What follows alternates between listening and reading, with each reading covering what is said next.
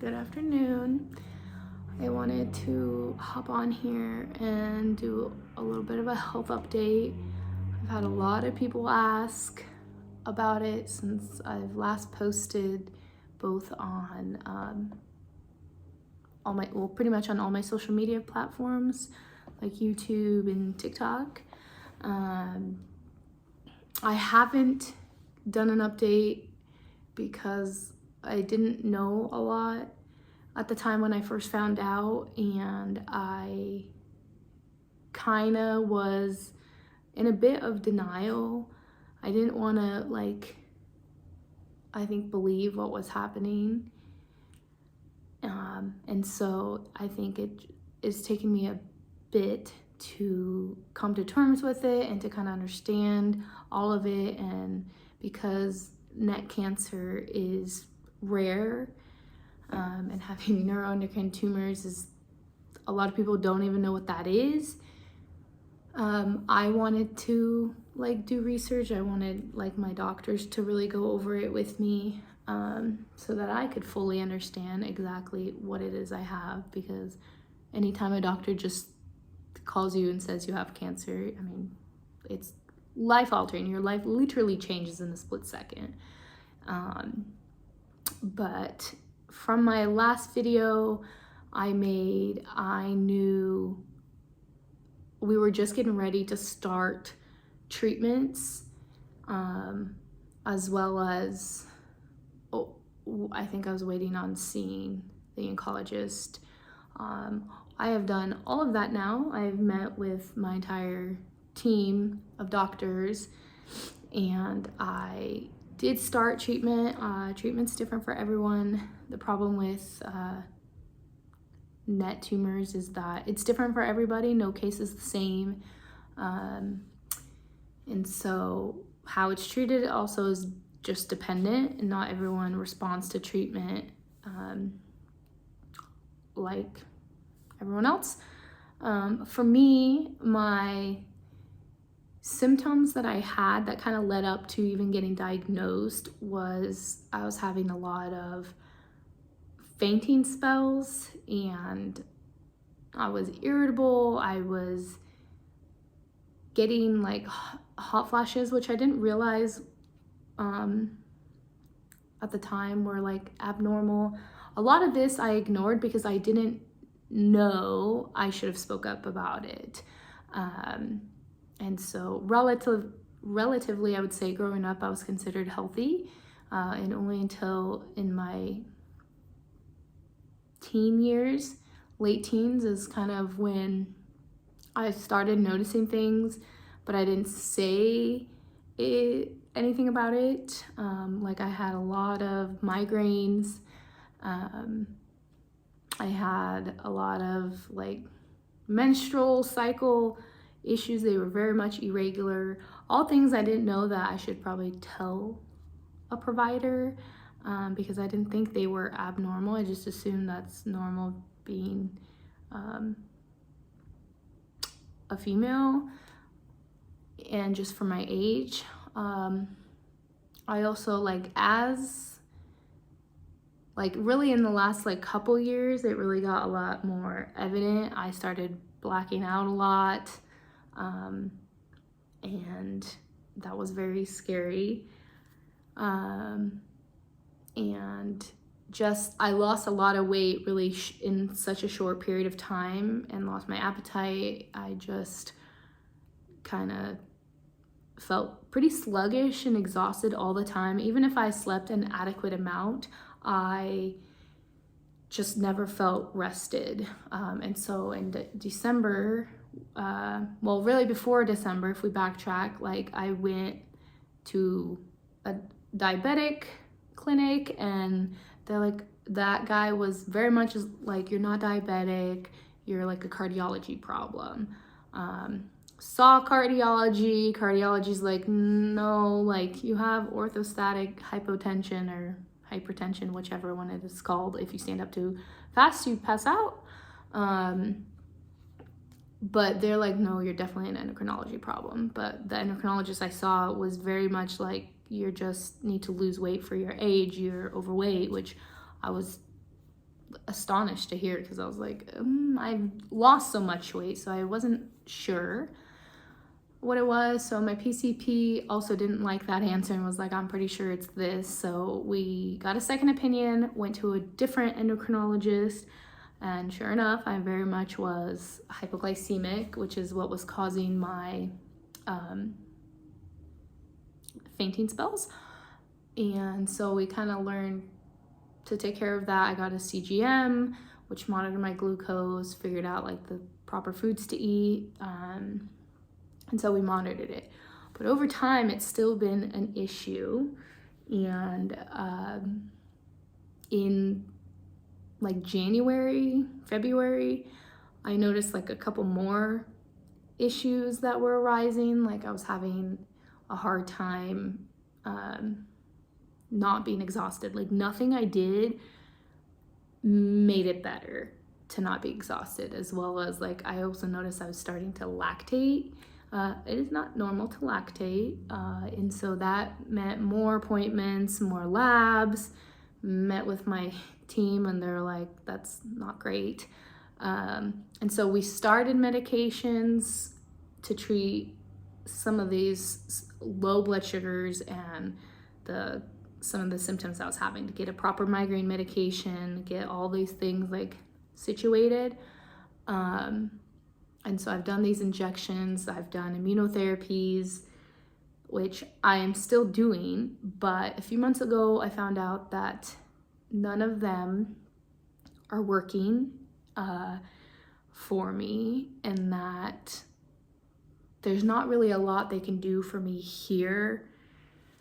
And that was hard to hear, because it's hard to see, like doctors look at you in the face and say that you're too much for us, you're just too big of a problem for our small city that we live in, and we have to send you to bigger city to get more answers or to try a different treatment, which the only other treatment that was left for the net tumors that I have is something called a Whipple surgery, but it is very risky. So I've been told it's not really done on people my age, and my oncologists here were not comfortable doing that, so we placed referrals to Seattle and to OHSU in Oregon, but no one here in Spokane would do it. They're like, it's too risky, it's dangerous, there's side effects that can happen, which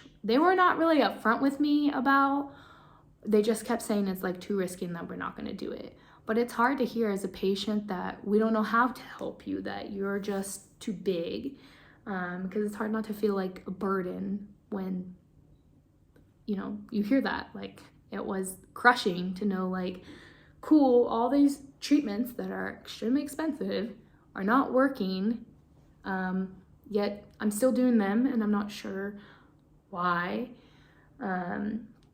But we placed referrals to these two clinics, hospitals, to see if they will do it. And so that is what we're waiting on right now. Seattle has reached out and said they would do the surgery, but that surgery did get expedited because, if you can see, I broke my wrist and arm. I was in a car accident a couple weeks ago, and I had my glucose tanked on me while I was driving, and I blacked out and was hit by a car, which everyone is okay. I'm the only one that got injured. It's just scary because normally I am very mindful of what I eat, what I do, but the problem with neck cancer is that it doesn't matter if you eat, it doesn't matter if you take meds, that it runs you. Like, it runs your glucose levels and any other hormone issues that you have, it's controlling you. And so in this point, like, I never drive when I'm low, and if I do get an alert while I'm driving, I pull over. This one just happened so fast that I didn't see it coming, like, and it was too late, and it sucks, but it did expedite the surgery, which I'm very nervous for the surgery because it is risky, and recovery is different for everyone. From what I've heard, we have no idea how long it's going to take. I've always heard like the younger you are, the faster you recover, which I assume is to be true, because like when COVID hit, we didn't hear very many cases of children having it. We heard more people who were elderly, immunocompromised, those kind of groups or whatever were more likely to have it and struggle with it. I never heard that many cases of children struggling. Not to say that it wasn't, but it wasn't like hyped up as much as it was for the immunocompromised like myself or the elderly and whatnot. So it makes it complicated. So I'm hoping surgery will fix it. Surgery is not a cure for me. Surgery will give me more time and hopefully give me my life back so that I can function. Because right now, living like this is brutal. I hate being sick all the time. I hate that no matter how much control we have of my blood sugars or other hormone changes that I'm having, that it's not fixing it. It's like having blood sugar issues, it's a 24/7 job. On top of the full-time job that I have, I also have to worry about this, what I eat, if I don't eat, if I do eat. It literally does not matter what I do. This tumor is completely running me.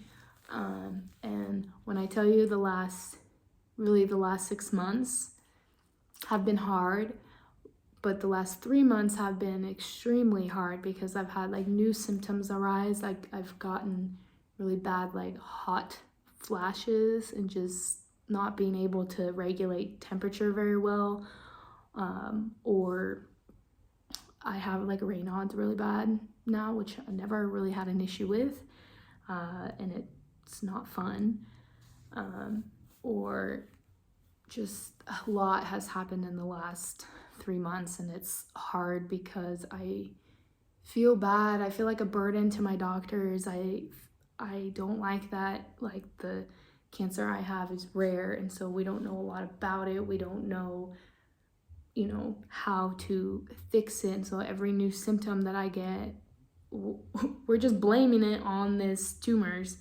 Like, it's frustrating, it's defeating.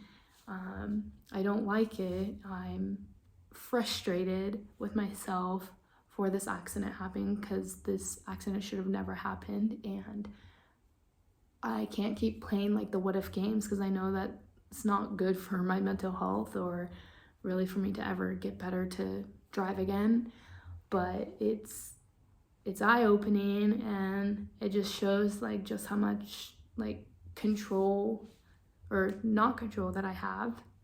And it's frustrating to fight a battle that I feel like has no end, and not know like what each day is gonna bring. Like, I have good days and bad days, and those bad days are like hard mentally to fight through. But I mean, I have good people in my corner, supporting me, and I have my nieces and nephews who, are the reason why I push every day and fight. But when I tell you, it's so hard to be strong every day when you don't want to be strong.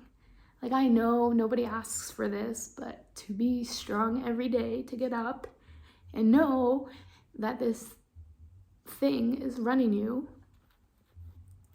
and controls your health is difficult. I hate going to doctor's appointments. I don't want to keep getting more bad news, and I really hope this surgery fixes everything. And from what I'm told, a Whipple surgery is basically cutting from underneath your breastbone down to your pelvic area, and they will take out the head of my pancreas, your liver, your gallbladder, your small intestine, part of it, and your part of your, I call it duodenum. I don't know if it's duodenum or duodenum, but they will remove that and kind of reconstruct your body back together. And that's why they say it's like risky, because it's the post-op that's hard. Like your body's got to learn how to function without all that. And I'm told like we won't really know fully how it's going to be until we get in there. There's a good chance that it's not just the head of my pancreas that they take out. They might have to take out the whole pancreas, which will leave me insulin dependent most likely for the rest of my life. And that's not like a bad thing, but it's just, there's side effects to everything, and all surgeries pose risk.